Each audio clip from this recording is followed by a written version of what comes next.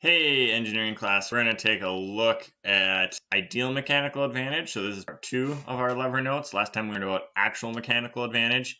Kind of confusing because sometimes they're both referred to as just mechanical advantage. So if you hear what's the mechanical advantage of this and you've only been given forces, it's going to be an actual mechanical advantage. If you hear what's the mechanical advantage of this and you're only given distances, it's going to be the ideal mechanical advantage. So let's take a look at why.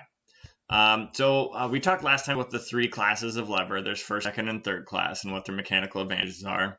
If it's greater than 1, it increases your output force, but decreases its distance. So an example of that would be a wrench, right? It's got this really long lever arm, so you get a ton of mechanical advantage. So you can turn a bolt that's really tight, but you move your arm like a great distance, and that bolt only turns a little bit. That's the price of mechanical advantage. Another example is a broom. So this is mechanical advantage less than 1. You can move your arms just a little bit as you're moving that broom around, and you can sweep a large distance of floor. So that's 2 examples of why you might sometimes want a mechanical advantage greater than 1 or less than 1. Actual mechanical advantage is the ratio of the effort and resistance forces. All that really means is a ratio is comparing 2 things, right? It's how much is your input force and how much is your output force. Or we also, as we said, call those the effort and resistance, or the effort and the load. So a big part of this is just knowing the differences in those terms. So what that mean is just how many times stronger it makes you, right? A mechanical advantage of 10 makes you 10 times stronger, but also 10 times slower. So a mechanical advantage of 0.1 or 1/10 would mean that it makes you 1/10 as strong, but 10 times make your distance go 10 times farther or 10 times faster. So that's going to be a key to answering one of your problems for today. So ideal mechanical advantage. This is a theoretical calculation. It's based off of the distance measurements, just so the design of the lever, like what it looks like. It's not based on actually like using the lever to lift things. So it's not based off measuring forces, but just like looking at the lever and distances. With this measurement, you could measure a lever with a ruler and say, okay, this should give me a mechanical advantage of 7 or 1/2, right? But you haven't like used it to find that at all. It ignores things like friction, things bending, just real world things that would make this not perform quite as well as you thought. Basically, anytime you lose a machine, you lose some energy, and ideal mechanical advantage kind of ignores that. So it predicts how this lever would work in a perfect world. If you heard the word ideal before, right, you maybe have heard someone talk about your ideal boyfriend or girlfriend. So if you close your eyes for a minute and imagine that person, the ideal partner for you, right? What do they look like? How do they act? Are they into the same things as you? That would be your ideal, right? Your perfect partner. But I got bad news for you. That person doesn't exist, just like the ideal doesn't exist. So we can think it's great. Here's what the mechanical advantage should give us. It is always the actual going to be a little bit less. And sorry if I gave you bad news that your ideal partner doesn't exist. And I've got worse news. You are not anybody else's ideal. Sorry. But we're humans and we deal with people's mistakes and we learn to get along with people. So, so ideal mechanical advantage. So this is a ratio of the effort distance travel compared to the resistance distance. So that is the dE over dr. So dE is your effort distance. So that'd be like the input distance here, and dr is the resistance distance. Now you could measure like how far, technically it's how far these things are moving, which would be this line along the circle here. I'm not going to go through the math, but it turns out it's a lot easier just to measure how far it is from the fulcrum. Okay, so this is your, here would be your resistance distance as we're calling it, and this would be your effort distance over here. Notice how input and output are synonymous. They mean the same things as effort and resistance. So you can do the math to prove that like the ratio of this to this is the same. Or you can just believe me that we can use these distances instead of tracing how far it actually moves. Okay, so let's take a look at some practice problems here. So Sir designs a lever that has an effort distance of 8 inches and resistance distance of 2 inches. What is the IMA of this lever? So I'm going to flip over to my camera here, and then we want to know how much force would be needed to lift a 10-pound object. So if we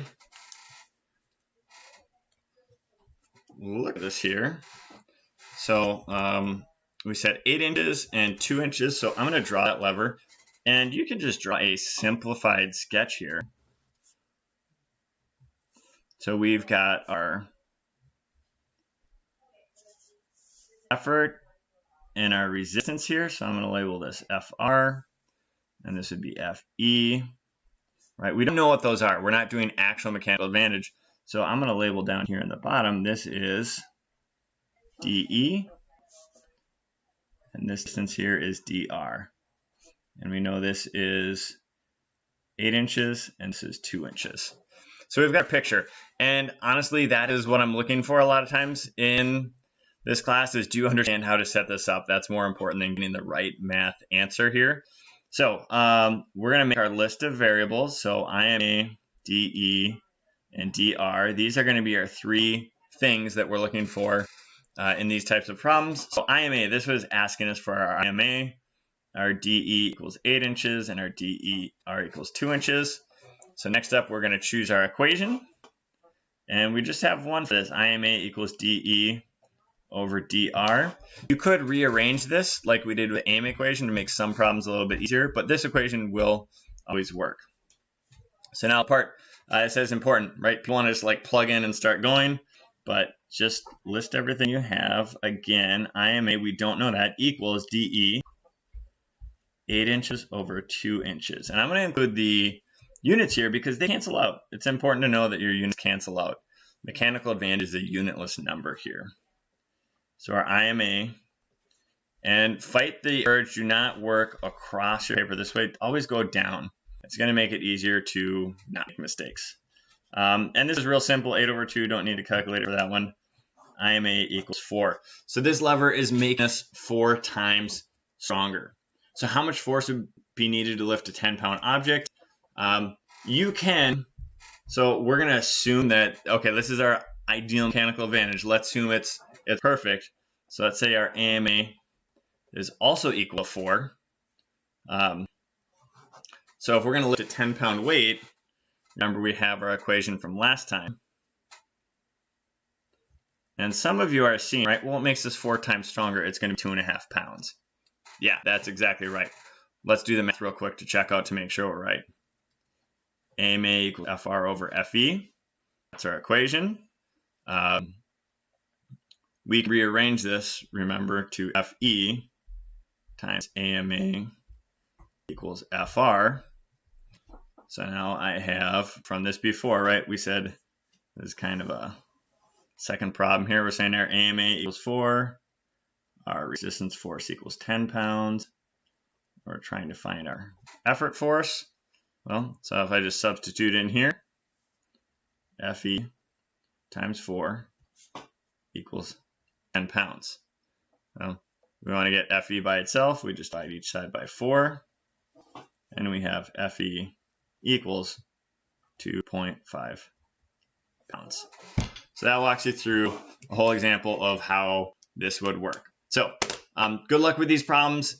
This is about as hard as it gets. I walked you through, like, you take the actual mechanical advantage, so your design, and then you apply that to like how it would work in the real world. Your sample problems are going to be a little bit easier than that. However, just a warning here for this one. So you're going to have to draw this out. So he wants a mechanical advantage of 10. So if you imagine that 8-foot board, you can do this as a first class or a second class lever. It's just whether your fulcrum is in the middle. So it's a question of, is your lever going to look like this, where you lift up here and you have your resistance here, and you would have to find these distances. That's what this problem is about. And be careful, in a second class lever, this distance always goes all the way back to the fulcrum. It is not this. Right? This would be DE, and this would be DR. So it's not from here to here, it's from here all the way back to the fulcrum. That'd be a second class lever, or you could do it like a first class lever, where you put the fulcrum here, and you have FR, and you have FE here. So this would be your DE and this would be your dr. Either one of those ways will work. There's two solutions, so just pick a second class or a first class. You can choose one or the other to solve that problem, whichever makes more sense to you. Good luck. Let me know if you have any questions.